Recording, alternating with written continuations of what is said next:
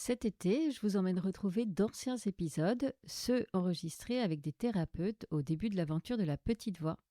Des rencontres qui m'ont façonné et qui ont posé les bases de ce podcast. Je vous accompagne avec ces replays jusqu'à la rentrée. Alors bonne écoute et bel été. J'étais fasciné par Freud, ça vraiment, vraiment fasciné, mais j'aurais jamais pensé être psy. Je me trouvais trop fou pour être psy, quoi. Je me trouvais trop pas bien. La petite voix, la petite voix, la petite voix, la petite voix. Bonjour, je suis Herveline et j'ai le plaisir de vous présenter La Petite Voix, le podcast qui donne la parole à ceux et celles qui nous font du bien. Ils sont psy, sophrologues, magnétiseurs ou autres et se consacrent à notre bien-être et à notre développement personnel. Que vous soyez sceptique ou convaincu, vous serez sûrement curieux de leurs histoires. Quel chemin ont-ils parcouru pour choisir ces métiers dédiés aux autres ? En quoi consiste leur pratique et que leur apporte-t-elle ? Voilà les questions que je vais leur poser lors de ces conversations intimes, sans blabla. Des conversations qui vont nous éclairer, nous inspirer. Si vous aimez ce podcast, parlez-en autour de vous et dites-le moi avec des étoiles sur iTunes. N'oubliez pas aussi de vous abonner pour ne rater aucun épisode. Alors, prêt à écouter La Petite Voix pour entendre la vôtre ? La Petite Voix, le podcast, c'est parti ! Les fantômes familiaux. Voilà ce dont il est question aujourd'hui dans cet épisode. Bruno Clavier est psychanalyste, un psy pas comme les autres. C'est pour cela que j'ai voulu le recevoir dans La Petite Voix. Et vous savez quoi ? J'ai eu raison. Tout dans cet échange interroge, secoue, remue. Le parcours de Bruno pour commencer. Lui, cet enfant profondément blessé, est devenu un adulte guidé par une envie, peut-être même un besoin, celui d'aider les enfants. Il l'a d'abord fait en maître d'école pendant une vingtaine d'années, et il le fait encore plus depuis une dizaine d'années en tant que psy. C'est certainement son histoire qui l'a mis sur la voie de ces fantômes familiaux. Vous savez, ces héritages dont on se passerait parfois bien, ces traumatismes non réglés par nos aïeux qui viennent entraver nos vies, nos relations, notre bien-être. Cet échange, je trouve, est tout simplement bouleversant. Le réécouter pour préparer cet épisode m'a autant ému qu'éclairé. Je préfère tout de même vous prévenir, si cela vous touche, ce podcast aborde des sujets difficiles. Il est question de maltraitance, d'abus sexuels, de suicide. Mais je vous rassure, il y a aussi beaucoup de happy ends. Avec Bruno, nous allons parler de chansons pour enfants, de Freud, qui aurait eu bien besoin d'une analyse, et du phénomène que sont les abus sexuels dont on commence seulement aujourd'hui à mesurer l'ampleur. Bonjour Bruno et bienvenue dans La Petite Voix. Bonjour. Je vais commencer par vous demander de vous présenter en quelques mots, s'il vous plaît. Voilà, alors je m'appelle Bruno Clavier, je vis en France, en région parisienne. J'ai 63 ans et je suis psychologue clinicien et psychanalyste. Et je donne aussi beaucoup de formations, je forme des psys et je suis aussi professeur de psychologie à la Sigmund Freud University. Ah, ok, très bien. Donc, on va avoir plein de choses à se raconter.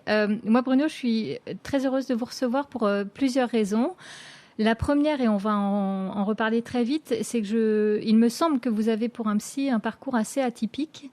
Donc, ça va être intéressant d'aller creuser un petit peu de ce côté-là. Et puis ensuite, vous travaillez beaucoup, et on va y revenir largement sur la psychogénéalogie et le transgénérationnel avec ce que vous appelez les fantômes familiaux. Vous avez d'ailleurs écrit plusieurs ouvrages sur le sujet, dont le dernier en date, celui que moi j'ai lu, qui s'appelle « Ces enfants qui veulent guérir leurs parents », qui a été édité aux éditions Payot. C'est une approche qui est passionnante et qui est aussi très éclairante pour les parents que nous sommes. Donc on va y aller par étapes et on va d'abord parler de votre parcours. Avant d'être psy, vous avez quand même exercé plusieurs métiers et notamment, je crois que l'une de vos premières expériences, c'était celle d'ouvrier au Halles. Et c'est une expérience, vous m'avez dit, que vous avez d'abord fait par curiosité. Je faisais depuis mes 16-17 ans un art martial et je voulais être un peu aguerri. Je voulais savoir qu'est-ce que c'était la vie dure et j'ai cherché un travail un peu dur.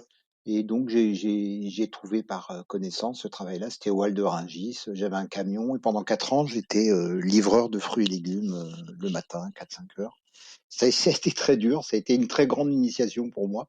Et puis voilà, puis surtout pendant que ces 4 ans-là, j'étais dans un milieu très ouvrier, enfin très où il y avait pas d'études et j'ai jamais dit que j'avais fait des études.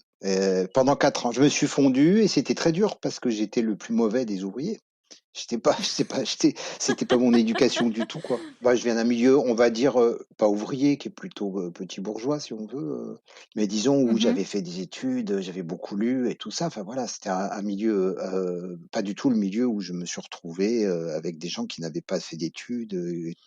Ça m'a guéri, mais puis c'était une expérience. Puis au bout de 4 ans, j'en ai eu marre. Alors et là, c'était très étonnant parce que tous les gens avec qui je travaillais ont été très surpris que je leur ai jamais dit que j'avais fait des études et ils me méprisaient un petit peu. Et du jour où c'était terrible parce que le jour où je dis que j'avais fait des études, ils sont mis à me respecter. Au moment de partir, vous avez fait comme un coming out et vous avez Ouais. dit, vous révélé qui vous étiez réellement? Bah, c'est-à-dire qu'ils me voyaient parce qu'en fait, je voulais, à ce moment-là, je voulais être maître d'école, en fait. Donc, j'ai préparé le concours et en fait, ils me voyaient dans les pauses travailler. Donc, ils étaient curieux. Je leur ai pas dit, Ah, mais en fait, ils disaient, mais qu'est-ce que tu fais? Alors, je dis, bah là, je fais des maths et tout. Puis ils étaient stupéfaits. Puis alors après, j'ai trouvé ça en fait assez terrible.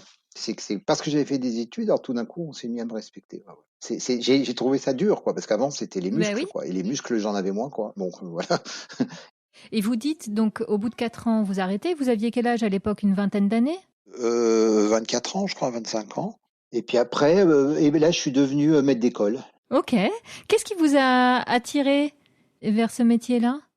Je crois que j'ai toujours, si je regarde tout mon parcours, à part ça, j'ai toujours été travailler avec les enfants parce que ça c'était inconscient. Je l'ai analysé après, mais c'était pour réparer les enfants.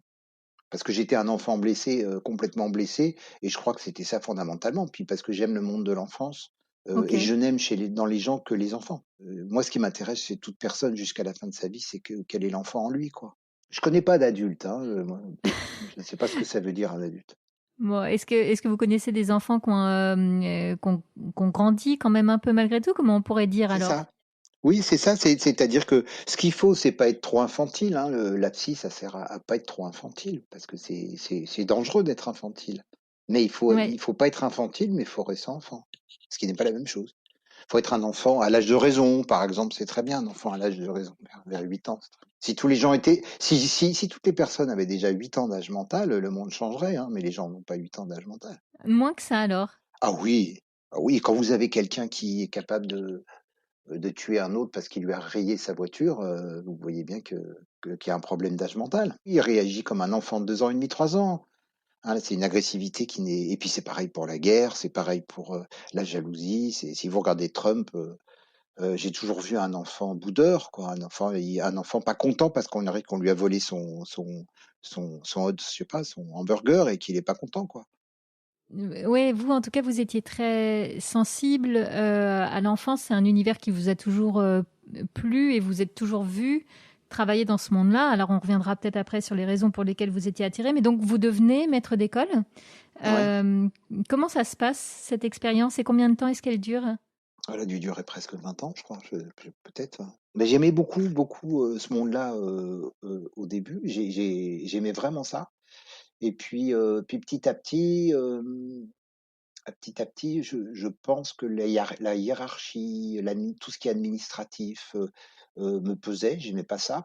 Et puis surtout, j'ai réalisé que moi, ce qui m'intéressait, c'était d'aider vraiment les enfants. Et je pouvais les aider, mais difficilement. Voilà. Ah, Pas assez. En fait, c'est comme si déjà à ce moment-là, je pensais être psy pour recevoir des enfants. Moi, ce qui m'intéressait, c'est les enfants qui allaient mal et je pouvais pas tous les aider. Hein.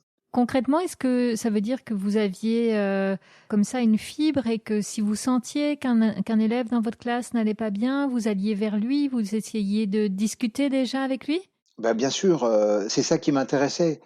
Hein, Ok. ce qui m'intéressait, c'est quand même le fait de me dire, mais comment ils peuvent aller mieux. Et puis surtout, là aussi, j'ai vu aussi que tout était joué à l'avance. Prenez des enfants en primaire, dès le CP, le CE1, le CE2, là, quand ils ont 6 ans, 7 ans, 8 ans, vous savez que les dés sont joués. Enfin, c'est-à-dire, vous avez ceux qui arrivent et qui avaient 1000 livres à la maison et qui savent lire et tout Hmm. ça, et puis ceux Voilà. Et quand j'ai réalisé que finalement l'éducation, elle servait juste à entretenir les quotas habituels de cadres, de chômeurs et ainsi de suite, je me suis dit que c'est un métier qui ça me convenait pas, hein, même si c'est un très beau métier. Je me sentais pas à l'aise là-dedans. J'avais envie de bouger Ok. les choses. Voilà. Vous dites que là, vraiment, votre intérêt, c'était plutôt de savoir comment aider ces enfants dont vous sentiez qu'ils n'allaient pas bien. Est-ce que déjà, l'idée de devenir psy pour les accompagner commençait un peu à vous chatouiller ou pas du tout? Ah non, j'y pensais pas du tout. J'ai jamais pensé. À 16 ans, j'ai découvert Freud avec une passion incroyable. Ok, J'ai même fait une auto-analyse à 15-16 ans. Ça marche pas une auto-analyse, mais quand même, il s'est passé des choses. ok. Il s'est passé des choses et j'étais fasciné par Freud. Ça vraiment, vraiment fasciné, mais j'aurais jamais pensé être psy. Je me trouvais trop fou pour être psy, quoi. Je me trouvais trop, trop pas bien. Ah, alors là, c'est intéressant. On va s'arrêter 2 secondes parce qu'il y a des choses à raconter. Alors déjà, reparlons de cette passion pour Freud. Ce qui est intéressant, c'est que vous dites c'est une passion pour Freud. C'est pas une passion pour la psycho ou quoi. C'est Freud. Si, enfin, c'est Freud, pas le personnage, hein. Enfin, je découvre, j'ai deux passions. Ça va être la pensée chinoise, le taoïsme. Ça, quand je découvre ça, c'est fabuleux pour moi. Et puis la psychanalyse. Freud, voilà, je sentais qu'il y avait un truc incroyable là. Voilà. Et donc vous sentiez qu'il y avait un truc incroyable, sauf que vous nous dites, je me croyais trop fou pour pouvoir en faire un métier. Oui, trop pas bien, trop névrosé, et puis j'étais tellement mal que j'ai été voir plutôt tardivement les psys, parce que d'abord j'ai compris après pourquoi je me méfiais des psys, et puis Pourquoi vous vous méfiez des psys? oui, oui, je me méfiais vraiment d'eux, et je pense que j'ai eu raison pendant un certain temps. Raison et tort, j'en sais rien, j'aurais dû commencer plus tôt, mais voilà quoi, j'étais quand même passionné par ce truc-là. Parce que pour moi, ça éclairait l'âme humaine. Voilà, c'est ça qui m'intéressait. Et puis, qu'est-ce que c'est le message quand même de la psychanalyse? C'est que les choses se jouent dans l'enfance. Et c'est ça, moi, que je voyais. Et donc là, à ce moment-là, donc vous avez, vous le dites, 16-17 ans, vous êtes passionné, mais c'est pas l'envie qui vous manquerait de faire des études, si je comprends bien. C'est juste que vous ne vous sentez pas légitime. Ah non, il y a un peu autre chose qui s'est passé. Peut-être que j'aurais pu faire des études, je ne sais pas, mais je me sentais très névrosé, donc ça aurait été compliqué. Et puis il s'est passé autre chose quand même aussi, c'est que j'ai eu une vie un peu dure, vraiment une enfance très dure. Et puis j'avais un beau-père et ma mère, et en fait, il fallait que je parte. Ils ont eu un enfant, et j'ai dû quitter le domicile, et c'est pour ça aussi que j'ai été travailler. Il n'y avait pas que le. Ah, C'est-à-dire qu'ils m'ont, en fait, enfin, j'avais plus où habiter, et waouh. ils m'ont jamais donné d'argent à partir de l'âge de 18 ans. Donc il fallait que je me débrouille seul. Donc je menais mes études et je travaillais. Il y a eu aussi ça. Ils me donnaient pas d'argent du tout, quoi. C'était très dur, voilà. Ok, on comprend mieux votre intérêt pour les enfants blessés. Ah oui, vraiment, puis très précocement, vraiment pas avec beaucoup de malheur. Enfin voilà, beaucoup de choses pas terribles, quoi. Donc du coup de ça, alors, on parle beaucoup de résilience en ce moment, mais c'est un peu de cette enfance-là blessée. Vous allez en faire quelque chose pour vous mettre au service de l'enfance des autres Oui, dans votre vie d'adulte. D'abord en tant que maître.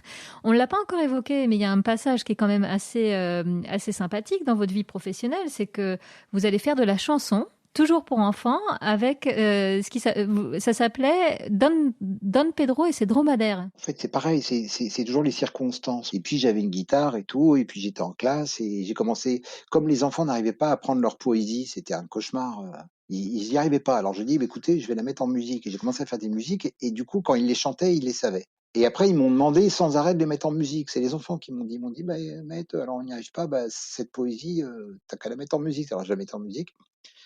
Et puis j'ai fait plein de chansons comme ça pour eux, et ils adoraient. Puis ils me redemandé, ah, la chanson, on veut la chanson, on veut les chansons. Et puis finalement, on a fait des spectacles d'école, et puis avec ces chansons-là. Et puis il y a des gens sont venus voir en me disant, mais c'est vachement bien, il faut en faire quelque chose, voilà. Donc et c'est à partir de là que je me suis dit, bah pourquoi pas. Puis j'ai trouvé un ami qui était plus dans le monde de la musique que moi. On a fait ensemble voilà, des chansons, nos premiers albums, et puis finalement ça a très bien marché, et on a été. Moi mon objectif, je voulais avoir ce qu'on appelle les 4 clés Télérama à l'époque. C'était un peu la récompense de l'album de l'année.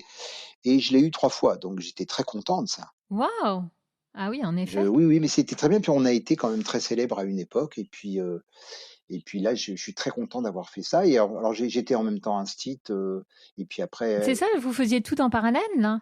oui, mais après j'étais à mi-temps et après ça me permettait, avec la musique, on faisait des grands concerts, on a fait des tournées, des trucs comme ça, c'était super. On a été signé par Universal, ce qui était important, quoi. Et on avait un contrat de 5 ans, 5 ans, 5 albums. Vous voyez, c'était quand même super, quoi, avec des moyens presque illimités, quoi. Donc ça, j'ai pris beaucoup de plaisir avec ça. Bon, et alors à quel moment dans tout ça, vous dites, maître d'école, je commence à être allé au bout du truc, Don Pedro, c'est sympa, mais à quel moment se fait le switch et puis comment est-ce qu'il se fait? Alors le switch, il se fait il se fait de façon personnelle, c'est-à-dire qu'à un moment donné, je bute dans ma vie sur pas mal de choses. J'aurais dû tellement aller en psy plus tôt, mais bon, j'ai été tardivement en psy. À quel âge? Alors, je sais plus très bien, 35 ans, 40 ans, c'était un peu tard. Je dis souvent ça, pour les hommes, c'est plus compliqué. C'est pour ça que vous trouvez moins d'hommes dans le milieu de la psy, parce que les hommes, on se dit qu'on va y arriver tout seul, qu'on est fort, qu'on est et puis qu'on se sent un peu humilié si jamais on se sent faible si on va voir un psy. Et alors que les femmes n'ont pas ce souci-là, elles hésitent pas à demander de l'aide. Bon, et puis j'ai vu que j'étais coincé, et puis j'ai trouvé un psy. Mais je voulais pas aller voir n'importe qui. Puis j'ai vu un article de journal avec un psy qui écrivait des livres, qui était justement la personne du transgénérationnel en France, qui s'appelait Didier Ah, Dumas.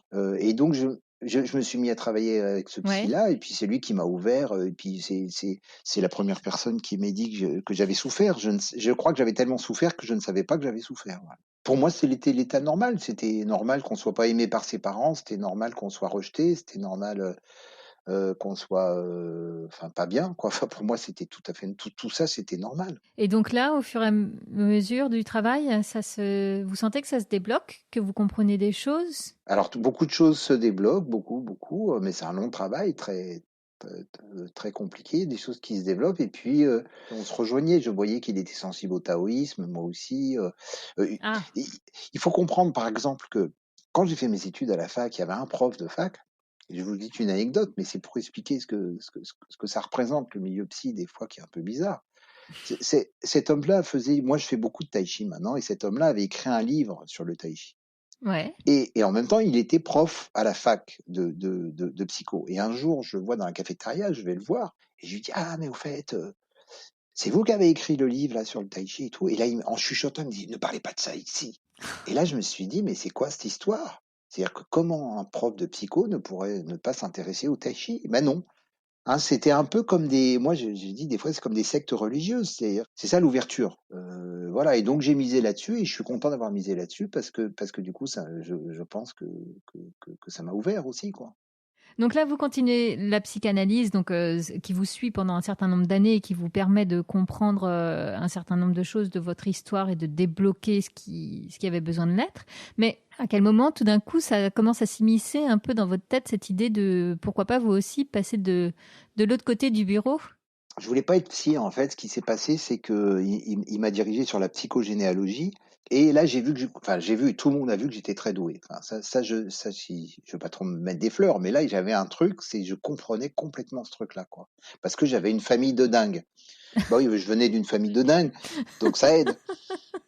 Ils sont complètement Pardon? dingues. Enfin, du côté maternel, ils sont vraiment, vraiment, vraiment fous, quoi. Et donc, je crois vraiment que ça m'a aidé. C'était que j'ai voulu comprendre cette famille et j'ai surtout voulu comprendre le destin de mon frère, puisque mon frère est mort à 34 ans en phase terminale du sida et il s'est jeté par la fenêtre de l'hôpital. Et moi, je voulais comprendre. Et puis, il a eu un destin, il est parti de la maison à l'âge de 13 ans, je ne comprenais pas. À 13 ans? Ok, ouais, Ouais, oui. ouais, il est parti à 13 ans, ce qu'on appelait sur les routes, c'était l'époque hippie, il est devenu hippie, et puis il est passé de hippie à clochard, et puis de clochard à la mort. Hmm. Donc je voulais comprendre quel était son destin, pourquoi le mien, parce que enfant, donc on a été en famille d'accueil, on a été en pension très jeune. Bon, et puis moi lui et moi, on a été abusés dans la pension assez gravement. Puis dans tout mon travail, j'ai réussi à comprendre que lui et moi avons été abusés par mon grand-père maternel. Ça, j'en étais amnésique et ensuite en institut, on a continué d'être abusé. Et puis mon frère m'a abusé aussi, donc ça faisait beaucoup de choses.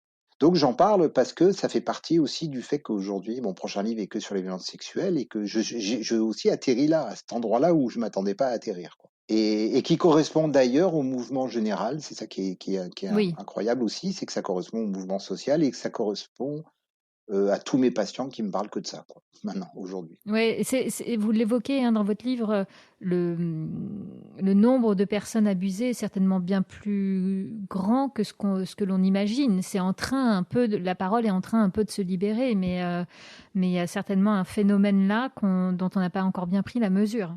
Voilà, on n'a pas pris la mesure surtout de la question de l'amnésie, voilà, parce que ça, c'est Ah, la question de l'amnésie est incroyable puisque tous mes patients, je me suis aperçu qu'ils étaient amnésiques. Il y a une amnésie, non seulement l'amnésie qu'on connaissait, qui est celle de l'enfant on est à peu près tous amnésiques avant 3 ans, hein, à peu près ouais. globalement.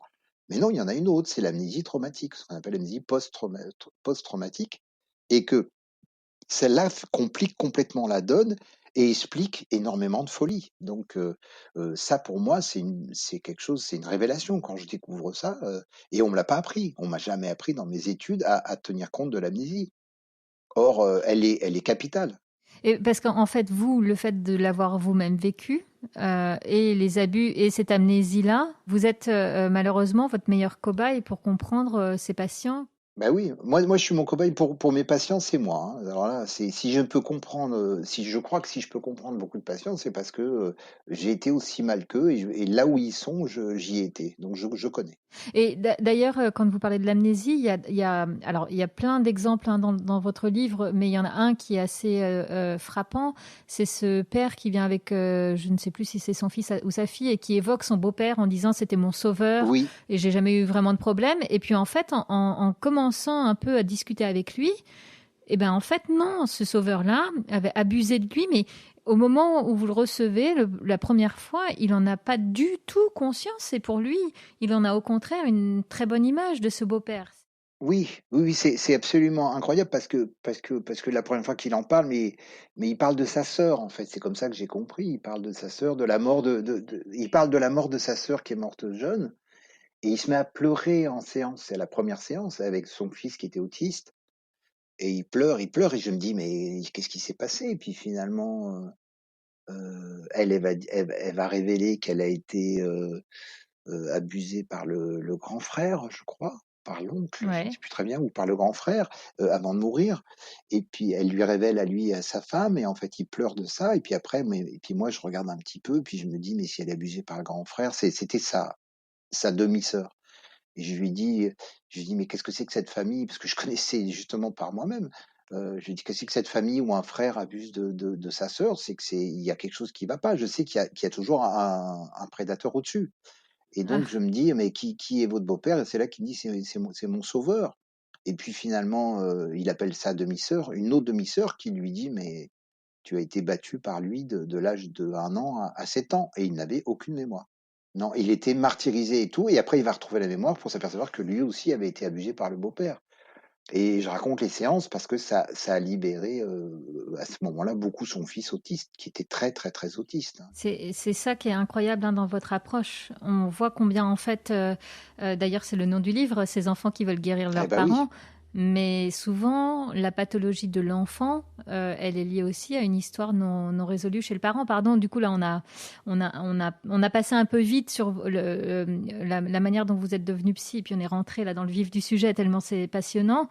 Mais voilà, c'est ça que vous appelez les fantômes familiaux. Est-ce qu'on finirait quand même juste par réexpliquer comment, de la transgénéalogie où vous vous êtes senti à votre place tout de suite, il y avait un truc aligné, donc du coup vous compreniez ça très très bien.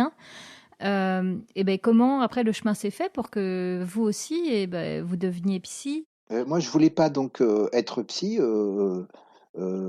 parce que ça me fatiguait. J'avais déjà été parent et c'était comme être parent, quoi. Quand on est psy, ça veut dire qu'on est comme un parent. On a des enfants et puis on les a pour 10-20 ans, quoi. C'est beaucoup, quoi. Et j'avais pas du tout envie, je voulais, et puis moi je faisais juste les arbres généalogiques avec les gens, puis les gens allaient pas bien. Alors ils me disaient: «On veut être en psy avec vous». Moi je dis: «Mais moi je veux pas être psy». Et puis comme, c'est toujours pareil, je dis que c'est la demande qui fait l'offre et puis ils me demandent, Voilà, puis après j'ai repris mes études en même temps, parce que je voulais quand même donc voilà, puis j'ai pris des études à la fac parce que ça me semblait important d'être cohérent, enfin voilà, Hmm. d'étudier beaucoup, puis j'ai beaucoup étudié, un peu toute la psy et tout, puis après j'ai compris ce qui n'allait pas dans la psy en étudiant et en recevant les gens. Et donc maintenant aussi, j'essaye de dire ce qui ne va pas dans la psy, quoi. Je veux dire dans la psy freudienne en particulier que j'adorais, mais où j'ai vu vraiment tous les grands défauts et qui sont très très importants à nommer pour moi, quoi. Alors, parlons-en. Et c'est pour ça que c'est intéressant de vous recevoir. Et c'est ce profil atypique dont je parlais en début d'entretien. Quel regard vous portez aujourd'hui sur la psy est-ce que je peux la qualifier de classique, en tout cas, ou freudienne, voilà. Eh bien, c'est-à-dire que la chose principale, dans mon regard sur la psy freudienne, la chose principale, elle tient à quelque chose que j'ai déjà dit dans mes voilà, dans tous mes livres, mais qui ne passe pas, mais que je vais redire dans le prochain, parce que c'est capital. C'est-à-dire que c'est les violences sexuelles. C'est justement tout l'enjeu est là. Tout l'enjeu est là parce que Freud commence avec ça. Ouais, oui, mais Freud commence avec ça et Freud commence avec le grand thème de Freud, c'est l'hystérie. Oui, Et lui, la première thèse, c'est toutes ces femmes ne vont pas bien parce qu'elles ont été abusées, en particulier par leur père. C'est ce qui ok, les rend folles. C'est ce ok, qu'il appelle il appelle ça la neurotica. Et puis il va abandonner complètement ça, mais il abandonne cette théorie 6 mois après avoir révélé à son meilleur ami Fliss que son père était un pédophile. C'est-à-dire que c'est quand même ça le grand secret, incroyable. et, et, et c'est et c'est tellement le grand secret que personne ne veut en parler parce que c'est une bombe atomique. C'est-à-dire que quelqu'un qui a basé toute sa théorie sur la sexualité, bah, son père était pédocriminel. C'est quand même pas Il était rien. prédateur, ouais. Et à chaque fois que j'en parle, même à chaque fois, non, on veut pas que j'en parle, ou alors on me dit, mais non, c'est rien. Mais je dis, mais vous vous rendez pas compte, c'est capital dans la théorie. C'est que c'est quelqu'un qui dit, et il le dit très bien dans son texte, et il faut comprendre que les textes ont été censurés jusqu'en 2006. C'est-à-dire, Waouh. c'est il y a pas si longtemps, ça fait quoi, 15 ans qu'on le sait en France. Bon, et on veut toujours pas le savoir. C'est-à-dire qu'on le lit, c'est ce qui est très étonnant, parce que ça bouscule tout. Mais en même temps, on est obligé d'y aller. C'est-à-dire, on est obligé de dire que quelque chose ne va pas dans la théorie freudienne, puisque lui, il a fait une théorie du fantasme. À partir de six Ouais. mois après, il dit ça à cet homme, puis après, il dit, mais donc, j'y crois pas. Et en fait, Ah, il dit, il est il revient revenu, et il ouais. dit, non, non, en fait, ce que ces femmes me racontent, c'est du fantasme. Globalement, il dit, et en plus, il écrit une fameuse lettre que j'ai étudiée à la fac, qui s'appelle L'abandon de la neurotica, et qui ne tient pas debout théoriquement. Donc, moi, j'essaie de montrer qu'elle tenait pas debout théoriquement. Alors que j'ai passé des semaines dessus à la fac. C'est très étrange, ce monde. C'est un monde où presque non scientifique, où on voit des trucs qui tiennent pas et en même temps, tout le monde va dans le même sens, quoi, en disant bah c'est comme ça. Ce qui est très amusant en vous écoutant, c'est que j'ai l'impression que la communauté psy, au sens large, si on peut le dire comme ça, reproduit ce que l'on sait des familles qui entretiennent un secret.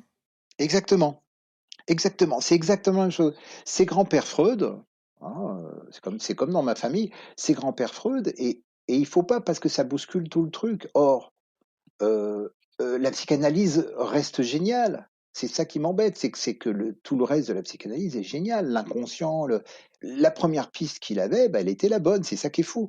Mais, mais cette piste-là, on avait l'impression que c'était la préhistoire, que c'était les dinosaures, comme l'hypnose. Il abandonne l'hypnose alors que non, Ah, il a fait de justement. l'hypnose.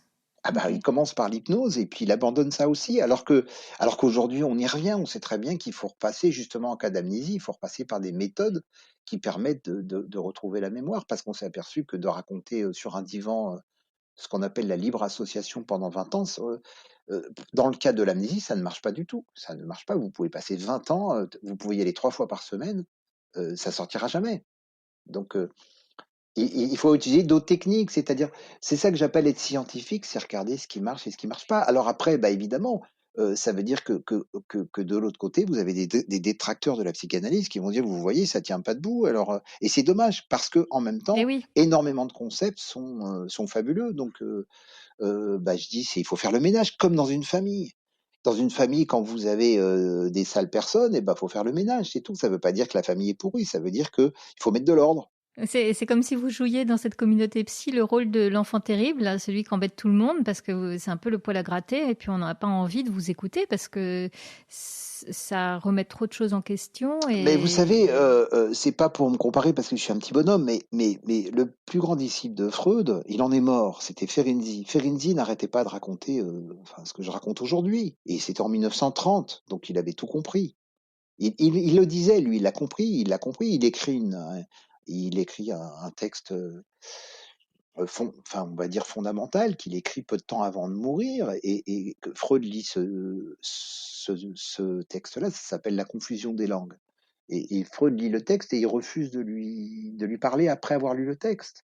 Il est en colère. Or, le texte dit tout ça. Le texte dit il y a un problème, on s'est planté. Il dit moi, la majorité des gens que je reçois, ils ont été abusés. Et ils sont même abuseurs. Ils me racontent ce qu'ils font aux enfants. Ah. Et il dit il y a un nombre incalculable. Donc, ce qu'on dit aujourd'hui, ce que même la population, enfin, on va dire en France en tout cas, je ne vais pas commencer ailleurs, mais en France, ça sort, tout sort de partout. Ben lui, il le dit. Il le dit, bah, il y en a partout, il y en a partout, et ça fait des drames et ça fait des choses terribles. Et il n'est pas entendu, il va en mourir, c'est-à-dire qu'il va être mis au banc. Ah. Freud va plus lui parler, et puis c'était sa vie, donc je dirais pour une grande partie, il en est mort. Bon. Et puis après, tout le monde s'est tué pendant un siècle, enfin pendant 70 ans. Moi, je peux vous dire, jusqu'il y a quelques années, c'était incroyable comment j'avais des attaques. Tout le monde disait, ah oui, le Bruno Clavier, là, il tourne en boucle. Là-dessus, il voit des abus partout et tout. Et puis maintenant, il y a tout qui sort, et maintenant, on vient plus m'embêter. Enfin, je sens moins parce que c'est un mouvement collectif, donc ils sont obligés de suivre. C'est-à-dire qu'il y a trop de témoignages maintenant. Il y a vraiment trop de témoignages, et il y a des gens courageux qui ont travaillé là-dessus. Mais c'est pour dire que c'est tout ça, c'est pas simple. Mais c'est comme dans les familles, exactement. Ouais, c'est fou, ça fait vraiment penser à ça. Euh, du coup, là, on l'a évoqué, mais sans encore vraiment le définir. Vous, vraiment, vous parlez de fantômes familiaux. Donc, comment est-ce que vous pourriez définir ce concept-là? Le fantôme familial, il faut dire que c'est un concept qui vient de la psychanalyse. Hein. Ça vient des années 75. C'est un terme qui a été inventé par deux personnes qui s'appelaient Nicolas Abraham et Maria Torok. Mhm. C'était deux psychanalystes importants qui ont écrit un livre qui s'appelle L'écorce et le noyau. C'est en 75 à peu près. Hein. Et ils sortent ça, et notamment dans leur livre, deux chapitres incroyables qui sont sur ce qu'on appelle le fantôme, qui est une révolution, mais qui est une révolution qui ne prendra pas du tout. C'est-à-dire, vous voyez, 75, ça n'a toujours pas pris aujourd'hui. Ouais. Ça reste marginal dans le monde de la psy. Ça l'est pas dans la population, parce que la population est très sensible à ça. Ouais. Il y a un psychanalyste qui est très important aussi là-dedans, même s'il n'a pas travaillé vraiment sur le transgénérationnel, c'est Winnicott, c'est un psychanalyste anglais. Mais chez Winnicott, il y a cette idée fondamentale pour moi, c'est l'environnement qui fait l'enfant. C'est l'environnement qui fait la personne. Et Winnicott le dit sans arrêt quand il dit, écoutez, il s'oppose déjà à les psychanalystes de l'époque, notamment à Anna Freud, à Mélanie Klein, à la fille de Freud, en disant, mais écoutez, vous parlez du désir d'un enfant, mais avant son désir, il est dans le besoin. Et on ne parle de désir que quand les besoins sont assurés. Ça veut donc dire que tout enfant est en dépendance. Hmm. Comme il est en dépendance, il dépend de son environnement. C'est donc l'environnement qui fait l'enfant. C'est extrêmement important parce que vous avez, ça amène à des choses incroyables. Enfin, je veux dire, prenez un nourrisson dans les 6 premiers mois. Il n'a pas de libre arbitre. Il peut à la limite hurler pour vous casser les pieds. Il peut faire rien d'autre. Il n'a pas de libre arbitre. C'est ça, je veux dire bon. Alors pour revenir à la question du fantôme, c'est que le fantôme va dire d'abord que on est déterminé. On n'est pas tout seul.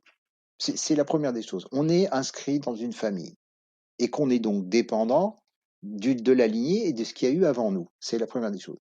Et ensuite, ça veut dire qu'une personne, elle porte en général deux traumatismes, les traumatismes personnels et les traumatismes de ses ancêtres. Ça veut dire qu'on porte beaucoup de traumatismes en nous. C'est ça la nouveauté qui est en 1975 quand on sort la notion de fantôme. Alors, la définition du fantôme, moi que j'ai faite, c'est une définition émotionnelle. Le fantôme, c'est une structure émotionnelle, c'est-à-dire qui nous hante, c'est pour ça qu'on appelle ça un fantôme.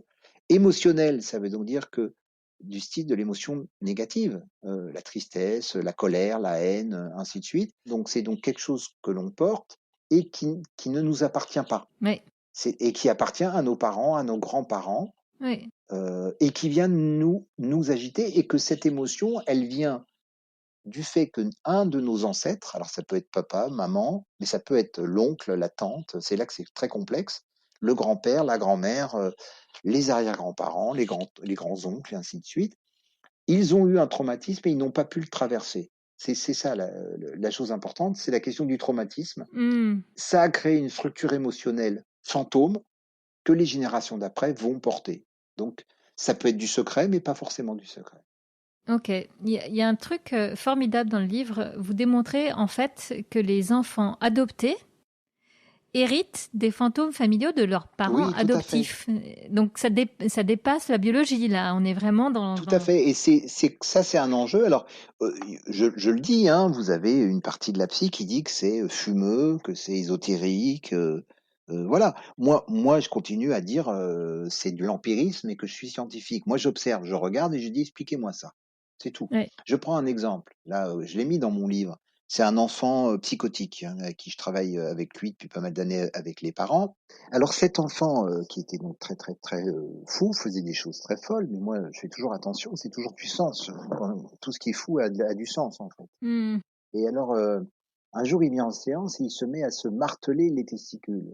Et je regarde les parents, je dis mais qu'est-ce qu'il fabrique? Ça vous dit quelque chose? Et là le père tout d'un coup quelque chose lui revient en mémoire. Il dit ah ben ça me rappelle quelque chose. Et il dit ça me rappelle quelque chose. Et tout d'un coup il dit quand j'étais enfant, j'ai un vague souvenir. Il y a deux ados qui m'ont attrapé. J'étais dans la campagne en vélo et en fait, ils m'ont broyé les testicules. Et on en a parlé, l'enfant ne l'a jamais refait, ça. Or, c'est un enfant adoptif. L'enfant arrête quand on en parle avec le père. C'était un geste tellement symptomatique. Ce qui est intéressant, et c'est important de le redire parce que bah, vous le dites vous-même, l'idée n'est pas de culpabiliser les parents du tout. Vous dites, vous avez rencontré très peu de mauvais parents. Finalement, tous les parents sont dans l'ensemble des bons parents qui font comme ils peuvent avec ce qu'ils ont eux-mêmes reçu. Mais vraiment, il y a pas de diplôme de parent. S'il y a une chose qu'on ne sait pas faire, c'est être parent. Je veux dire, on l'a pas appris. C'est pour ça que les gens répètent. Et c'est pour ça que qu'est-ce qu'on fait l'humain, il est comme ça, hein, il invente rien en fait. Qu'est-ce qu'il fait quand eh ben il fait ce qu'on lui a fait. Enfin, je veux dire, ou alors il essaye de pas faire ce qu'on lui a fait, mais du coup il le fait. C'est ça que je veux dire qui est pernicieux. Si vous avez, j'ai vu ça beaucoup avec les pères battus par exemple. Eh bien les pères battus, il est hors de question qu'ils battent leur enfant. Mais du coup, ils sont incapables de faire la loi, beaucoup. Donc du coup, leur enfant devient délinquant. J'ai vu ça beaucoup, c'est-à-dire des enfants qui font n'importe quoi et les pères sont paralysés. Et puis des fois, quand je dis au père, mais il faut quand même faire la loi, ils me disent, mais je vais quand même pas le battre. Je dis, attendez, il existe une loi qui s'appelle autre chose que de battre un enfant. Et ils savent pas. Ils ont Ils pas prennent appris. l'extrême inverse, en Et fait. oui, Ouais. et comme ils sont bons, ils veulent faire du bien. Donc eux, ils sont bons, ils gâtent leur enfant, et l'enfant est épouvantable et il mérite une bonne correction. Mais une correction dans le sens de lui dire ça va, ça suffit, t'arrêtes de nous casser les pieds. Et non. Mais non, parce que la correction chez eux, c'est la correction physique, c'est battre, c'est terroriser leur enfant. Et donc c'est très complexe ça. Et c'est pour ça que je vais enjoindre des fois des parents à aller travailler sur eux, parce que c'est un peu la clé. Ouais, les exemples, en tout cas, du livre sont probants dans ce sens-là. Ouais, tout à fait. Ouais. Bon, en tout cas, Bruno, merci pour de nous éclairer comme ça sur ces fantômes familiaux. Moi, je trouve ça passionnant et j'aimerais en parler encore très longtemps, mais on est quand même un peu tenu à tenir notre timing. Et puis, je ne veux pas vous quitter sans vous poser les questions rituelles que j'aime poser aux invités de la petite voix. La première, assez logique, j'aimerais savoir si justement vous écoutez votre petite voix. Bah, toujours, toujours, toujours. On peut pas travailler pour moi. Alors là, je dirais même que c'est le nombre de choses enfin, où j'ai un peu résolu, trouvé la solution, c'est par l'intuition. Alors, l'observation et l'intuition. C'est-à-dire que toujours l'observation, et l'intuition qui est dedans tout ça. Et cette intuition, elle est fondamentale. Est-ce qu'il y a un livre qui vous a particulièrement éclairé dans votre cheminement personnel? Ah, moi, je dirais, s'il y a un livre qui m'a éclairé dans mon cheminement personnel, c'est Lao Tzu. C'est le livre, un des livres de ma vie, c'est le Tao Te Ching. C'est Tao Te Ching de Lao Tzu. Ça, c'est quelque chose qui m'a suivi toute ma vie. Ouais. Est-ce que vous avez un rituel bien-être quotidien? Oh là, j'en ai plein. J'en ai appris un tout bête. Je côtoie aussi beaucoup les Indiens d'Amérique du Nord, au Québec notamment.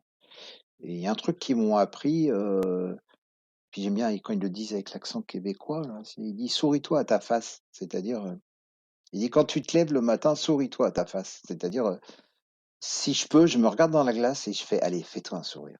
C'est ce petit rituel quotidien, mais c'est pas évident parce que vous allez vous lever, vous êtes forcément des fois pas bien et tout, et vous rentrez dans la salle de bain, la journée est dure peut-être, ou je sais pas quoi, et souris-toi à ta face, tu te regardes, puis hop, tu te fais un grand sourire. Et pour terminer, Bruno, est-ce que vous êtes heureux? C'est compliqué parce que ma vie a quand même été toujours en mode survie, et quand on est en mode survie, on peut pas être heureux. Pour moi, tant qu'on est en mode Oui. survie, on n'est pas heureux. Hein. Alors, est-ce que je suis heureux? Je pense que j'ai une partie très heureuse. Je suis content, quoi, d'être où je suis aujourd'hui. J'échangerai ma place contre la place de personne. Donc, je pense que c'est ça, être heureux. Et surtout, je pense que ma définition du bonheur, c'est de faire ce pourquoi on est venu au monde. Et je sais que je suis là où je devais être pour venir au monde. Quand on a ça, on est heureux. Je trouve ça pas mal de conclure cet échange là-dessus. Merci beaucoup, Bruno. Bon, ouais, merci beaucoup. La Petite Voix, le podcast, c'est fini pour aujourd'hui. Rendez-vous mardi dans 2 semaines pour le prochain épisode. Si celui-ci vous a plu, alors dites-le moi avec des étoiles sur iTunes. Parlez-en aussi autour de vous. Et pour ne rater aucun épisode, pensez à vous abonner sur votre appli de podcast ou sur les réseaux sociaux. Vous me trouverez en cherchant La Petite Voix, le podcast sur Facebook, Instagram, Twitter et YouTube. D'ailleurs, c'est sur ces pages que je vous raconte les coulisses de ma rencontre du jour et que vous trouverez toutes les références de l'épisode. Une dernière chose qui me tient vraiment à cœur, je serais ravie d'échanger avec vous sur vos impressions, de recevoir vos questions et vos suggestions sur les invités que vous aimeriez entendre. Alors surtout, n'hésitez pas à m'écrire. Merci beaucoup et à bientôt sur La Petite Voix.